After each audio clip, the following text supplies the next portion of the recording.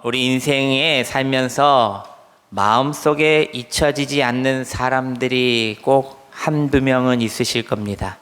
저에게도요, 제 어렸을 때에 정말 부끄러움을 많이 타고 교회를 다닐까 말까 혼자 교회를 다니다 보니까 어린 마음에 정말 교회 가기가 이제는 싫어질 때 친구가 교회에 와서 예배드리자, 이번에는 수련회 가보자 했는데 그때 수련회를 갔더니요, 천사같이 이쁜 누나가 저를 꼭 안아주더라고요. 저를 아무도 모르는 저였는데, 그런데 그 안아준 것이 얼마나 따뜻한지 몰라요. 그래서 교회를 다녀야 되겠다. 정말 이 교회가 이렇게 따뜻한 곳이구나. 그 누나가 계속 교회만 오면은 저를 아는 체 해주고, 저를 모르는데도 인사해주고, 저를 챙겨줬습니다. 그래서요, 그러다 보니까 교회에 관심을 갖게 되고 사랑을 얻게 되고 또 제가 사랑을 또 베풀게 되고, 그렇게 돼서 믿지 않는 가정에서 목사가 나왔습니다. 여러분, 이 시작이라는 것은 정말 중요합니다. 저도 마음속에 그 누나, 지금 이름을 까먹어 버렸어요. 제가 그 누나, 예전에 그 누나를 어렸을 때 고등학교 때 교회에서 봤는데 그 누나는 벌써 시집 갔더라고요, 다른 교회. 그래서 그 누나가 와서 아는 체 했는데 부끄러워서 인사를 못 했는데, 정말 그때 이름 한번 물어볼 걸 그랬습니다. 저 역시도 살아오면서 저를 따뜻하게 안아주고 배고프던 시절에 짜장면 한 그릇 더 사주는 사람, 식권을 또 학교 다니면서 배고플 때 식권 하나 주면서 밥 굶지 말라고 챙겨주시는 교수님들, 여러분들의 인생에도 이런 고마운 분들이 한 분씩은 계실 겁니다. 아무 대가 없이 이름도 드러내지 않고 조용히 베풀어준 그 작은 사랑들이 세월이 흘러도 내 머릿속에서는 잊혀지지 않는다는 것입니다. 오늘 본문 속에서 다비다, 도르가라는 여인은 바로 그런 사람이었다는 것입니다. 사람들 머릿속에 잊혀지지 않는 소중한 사람. 이름이 뭐라고요? 다비다. 그녀의 선행은 사람들의 눈물 속에서 드러났고 결국 하나님까지도 감동시키는 아름다운 향기가 되었다는 것입니다. 오늘 우리는 이렇게 현숙한 여인 다비다의 삶을 통하여 성도의 작은 선행이 어떤 능력을 만드는가, 우리도 어떤 신앙적 삶을 살아가야 하는가를 다비다의 모습을 보고 배워야 합니다. 우리 첫 번째로, 다비다의 삶은 심이 많은 선행으로 사람들의 마음을 덮었다는 것입니다. 우리 36절 말씀을 스크린을 보시면서 함께 봉독합니다. 시작.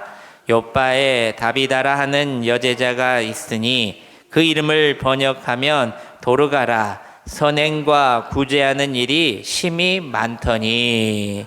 성경은 다비다에 대해서 한 문장으로 이렇게 정리합니다.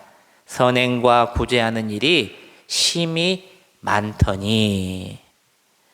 여기서 심이 많더니라는 것은 헬라어로 플레레스라고 말합니다. 이 그의 뜻은 바로 충만하다, 가득 덮여 있다라는 뜻을 담고 있습니다. 마치 눈이 내리면은 온 세상이 하얗게 덮듯이 다비다의 선행이 그 지역 사회를 전체를 뒤덮었다는 것입니다. 예속담에 여러분 호사유피 인사유명이라고는 말이 있습니다. 여러분들 잘 아시죠? 호랑이는 죽어서 뭘 남겨요? 가죽을 남기고, 사람은 죽어서 뭘 남겨요? 이름을 남긴다. 호랑이가 죽어서 귀한 가죽을 남기듯이 사람은 죽은 후에 생전에 쌓은 명예나 업적, 정신이 기억된다는 것입니다. 다비다가 죽자 과부들은 속옷과 겉옷을 다 내보이면서 울었습니다. 여러분, 속옷은 아무에게나 보여주는 것입니까? 아니죠. 부부나 가족들이면 몰라도 남들에게 내 속옷을 보인다는 것은 정말 잘못되고 부끄러운 일입니다. 그런데 그들은 울면서 서로에게 내 속옷을 한번 봐라, 하면서 속옷을 보였어요. 근데 이것이 안 좋은 것이 행동이 아니라 눈물을 흘리면서 고마운 마음으로 서로를 이렇게 말했다는 겁니다. 그들이 울면서 그들에게 서로에게 이렇게 속옷과 그리고 겉옷을 내보였다는 것은 베드로 사도님 이 옷 한번 보십시오. 우리는 이 여인의 사랑으로 입히고 살았습니다. 여러분, 이것은 단순한 옷을 보여주는 것이 아니라 다비다가 살아있는 동안에 그녀가 어떤 사람이었고 어떤 삶을 살았는지 그들의 입을 모아서 증언한 것입니다. 그들이 어렵고 힘들 때, 헐벗고 정말 도움이 필요할 때 다비다는 이렇게 속옷과 겉옷까지도 고쳐주고 속옷과 겉옷을 만들어주고 이렇게 작은 선행을 그들에게 꼼꼼하게 베풀었다는 것입니다. 광주 지역에 보면은요, 대인동이라는 동이 있어요. 광주에. 그 16년째 단돈 1,000원으로 밥을 먹는 백반집이 있습니다. 여러분, 1,000원이면은 밥을 먹을 수 있어요, 없어요? 없어요. 요즘 아이스크림도 1,000원이 넘어요. 제일 싼 거 800원. 그래요. 아이스크림도. 그런데 1,000원으로 밥 한 끼를 먹는다.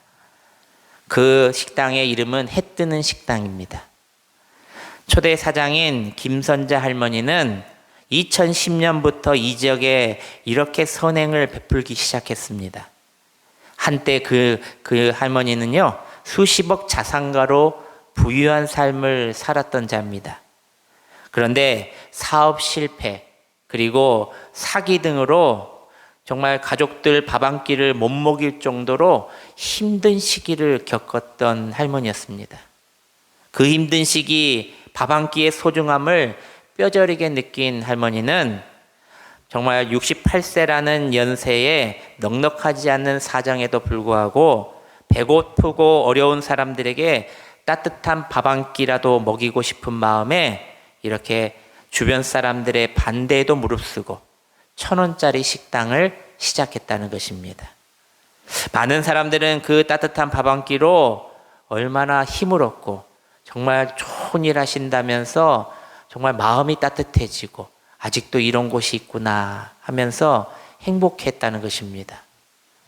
2015년에 김선자 할머니는 대장암으로 세상을 떠납니다. 고인의 투병 중에서도 오직 식당 걱정뿐이었다고 합니다. 1,000원 식당이 유지되기를 바란다는 유언을 남기며 그녀는 천국으로 갔는데, 그래서 2015년부터 현재까지 김할머니의 막내딸이 식당을 이어서 운영을 받고 있습니다. 그런데 그 식당에 별명이 하나 더 생깁니다. 마이너스 식당. 돈을 벌어서 부유한 식당, 대박난 식당이 아니라 항상 마이너스가 나는 식당이라는 겁니다. 여전히 후원이 없는 식당의 운영에도 불구하고 현재 사장인 막내딸은 보험 영업까지 뛰면서 투잡으로 이 적자를 메꿔가고 있다는 것입니다. 그 지역의 수많고 힘들고 어려운 이웃들에게 밥 한 끼를 전해주기 위해서 그는 오늘도 뛰고 또 뜁니다. 사랑하는 여러분, 오늘 한국 사회는 교회에 대한 비판들이 너무나도 가득합니다. 왜일까요? 지들만의 리그이다라는 말하는 사람이 있습니다. 지들만 잘 먹고 잘 사는 이기적인 그룹이다라고 손가락질합니다. 여러분, 이제 초대교회처럼 교회를 살리고 세상을 감동시키는 길은 거창한 이벤트가 아니라 성도 한 사람의 선행으로부터 시작된다는 것을 기억하시길 바랍니다. 사람들은 교회를 보면은요, 한숨을 쉬어요. 아휴. 그런데 예수 잘 믿고 세상에서 예수님의 뜻대로 행하며 살아가는 진짜 그리스도인들 보면은요, 박수를 칩니다. 교회를 보고 박수 치는 게 아니라 개인을 보고 박수를 친다는 겁니다. 며칠 전에 목회 데이터 연구소에서 주최하는 한국교회 트렌드 2026 세미나를 다녀왔습니다. 작년에도 제가 이 세미나를 다녀왔는데요. 정말 올해도 좋은 세미나였습니다. 근데 그때 데이터로 증명해 주는 것들 중에 가장 인상 깊었던 것들이 있는데, 이제 젊은 층, 지식층들이 이제 내가 만약 교회를 간다면, 내가 만약 다시 교회를 떠나 있었는데 다시 돌아간다면, 이런 질문을 받았을 때 어떤 교회로 가고 싶느냐라는 질문의 데이터입니다. 시설이 좋은 곳으로 가겠다. 문화생활을 할 수 있는 교회로 가겠다. 목사님의 설교가 좋은 교회로 가겠다. 이것들이 1등, 2등, 3등이 아니었다는 거예요. 바로 1등이 무엇인지 아십니까? 내가 교회를 다녀도 그 교회 성도님들이 진짜 예수 믿는 사람들처럼 성경 말씀처럼 노력하며 사는 진짜 교회로 내가 가겠다. 이게 1등이 됐다는 거예요. 목사님의 설교가 좋아서 간다는 것이 아니라 성도님들이 삶에서 예수님의 모습대로 살아가는 그 교회를 나도 다니겠다는 거예요. 젊은 층들이, 지식층들이. 이 말이 무슨 뜻입니까? 교회의 공동체가 아니라 이런 개인의 모습들이 바로 전도라는 것입니다. 여러분, 교회에서는 거룩하게 사는 사람들이 너무나도 많아요. 교회에 와서는 직분을 받고 님자 불리면서 많아요. 세상에 나가면은 그 귀한 직분들을 다 잊어버리고 세상 사람들과 똑같이 살합니다. 아니, 세상 사람들보다 더 악하게 사는 사람들이 있습니다. 사랑하는 여러분, 오늘 현숙한 여인 다비다처럼 보이지 않는 곳에서 이웃의 눈물을 닦아주는 성도 한 사람이 교회의 권위와 복음의 신뢰를 세우는 큰 역할을 한다는 것을 기억하시기를 바랍니다. 누군가의 인생에 속옷과 겉옷을 들춰 보여주며 이 사람은 나에게 이런 사랑을 주었습니다 라고 말할 사람이 우리에게도 있기를 소망합니다. 다비드처럼 삶 속에서 믿는 자로서의 많은 선행으로 성도의 참된 삶을 증명해 내보이며 살아가는 여러분들이 되시기를 주님의 이름으로 축원합니다. 둘째로, 다비다의 죽음 앞에서 울어준 사람들이 있었다는 거예요. 여러분들이 죽으면은, 여러분들이 천국 가면은 누가 울어줄까? 여러분, 가족들 말고요. 39절 말씀입니다. 우리 함께 스크린을 보시면서 함께 봉독합니다. 시작.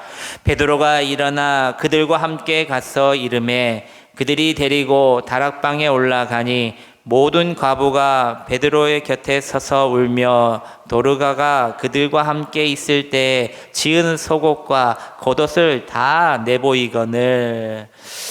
베드로가 도착했을 때에 과부들이 다비다의 곁에서 울고 있었습니다. 사람이 죽었을 때 진심으로 울어주는 사람이 많다는 것은 그 사람이 얼마나 아름답고 귀하게 살았는지를 보여주는 가장 확실한 증거입니다. 저도요, 장례식장을 그렇게 많이 다녀봤습니다. 제가 부목사가 있을 때도 정말 많은 장례식장을 봤는데요. 어느 장례식장에는 울음소리가 들리지가 않습니다. 하지만 어느 장례식장에는 울음소리, 웃음소리가 동시에 섞여서 울려 퍼집니다. 그게 무엇입니까? 그 사람이 얼마나 아름답고 귀하게 살아왔는지가 마지막에 보여진다는 겁니다. 초대교회 시대는 가난한 시대였습니다. 특히 과부들이 살았기엔 너무나도 힘든 시기였습니다. 그런데 다비다는 가장 도움이 필요한 자들에게 먼저 손을 내밀어 줬다는 것입니다. 다비다가요, 물질이 풍성해서 그렇게 손을 내밀어 줬을까요? 아닙니다. 그들이 더 필요한 것이 있다면 도와주고 섬겼다는 겁니다. 자신이 있는 것 한해서. 돈이 없고 물질이 없으면 어떻게 했을까요? 자신의 재능으로 속옷까지도 꼬매주고 속옷까지 고쳐주고 만들어주는 것까지도 자신의 능력에 닿는데 최대한 섬겼다는 거예요. 대가를 바라지 않는 선한 마음이었습니다. 다비다는 가난한 시대의 가난한 자들에게 힘써 도와줬던 참된 그리스도인이었다는 겁니다. 그녀의 작은 도움과 선행으로 그들의 생명이 유지될 수 있었고 외롭고 힘든 마음들을 살렸으며 새 희망을 그들이 다비다를 통해서 얻게 되었다는 것입니다. 여러분, 2010년에 울지마 톤즈라는 다큐멘터리 영화가 큰 인기를 누렸습니다. 여러분 보셨죠? 안 보셨는가요? 나중에 제가 한번 보여드리겠습니다. 여러분, 저는 이제 영화관에서 세 번 정도 봤네요. 그래서 갔는데, 이 바티칸에서 상영된 최초의 한국 영화라는 타이틀을 얻고 있습니다. 그만큼 감동적이고 정말 자신의 실천적인 실화를 바탕으로 그냥 다큐멘터리, 있는 사실 그대로 보여주는 겁니다. 꾸밈 없이. 수십 년간 내전과 가난, 질병으로 고통받아 왔던 그 마을, 아프리카 남수단의 톤즈라는 곳에 인제대학교 의과대학으로 졸업한 의사 한 명이 자신의 안정된 삶을 거부하고 사제의 길을 선택합니다. 신부가 되는 것이죠.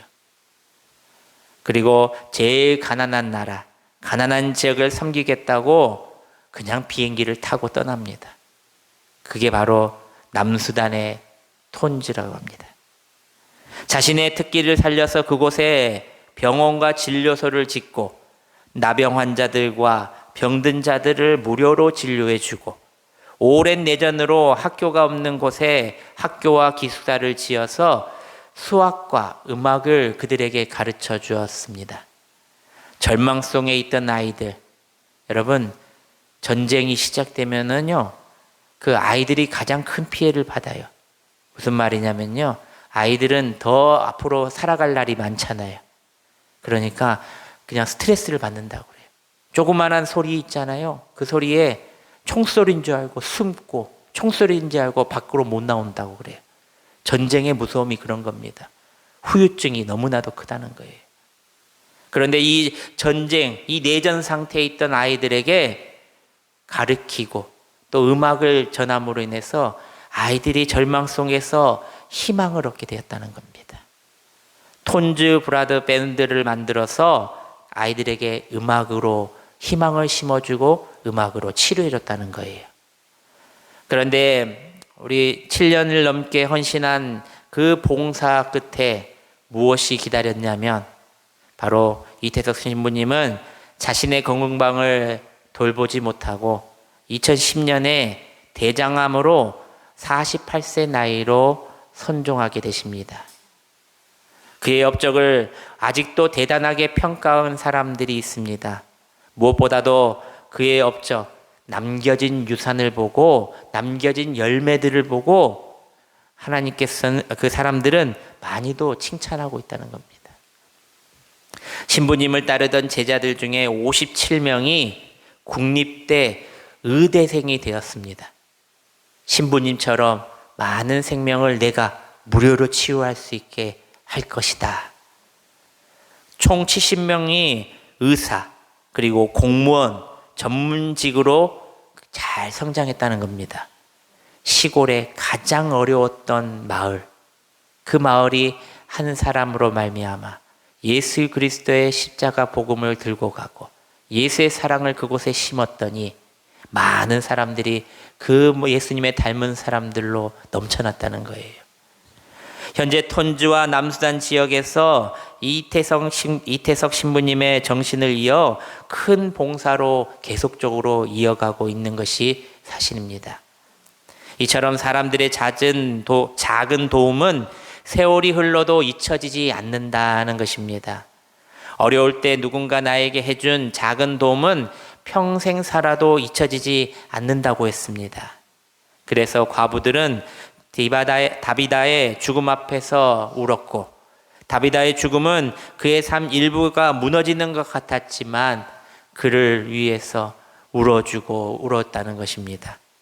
그러므로 우리는 작은 선행, 작은 도움, 작은 손길이 결코 작은 것이 아니라는 것을 기억하시길 바랍니다. 다비다의 죽음 앞에서 사람들이 울었던 이유는 그녀의 삶이 남긴 선행이 그만큼 크고 고귀했기 때문이다라는 것입니다.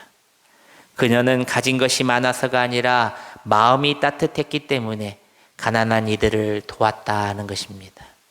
그리고 그 사랑은 사람들의 삶 속에서 깊이 새겨져 죽음 앞에서도 눈물로 기억됐다는 것입니다.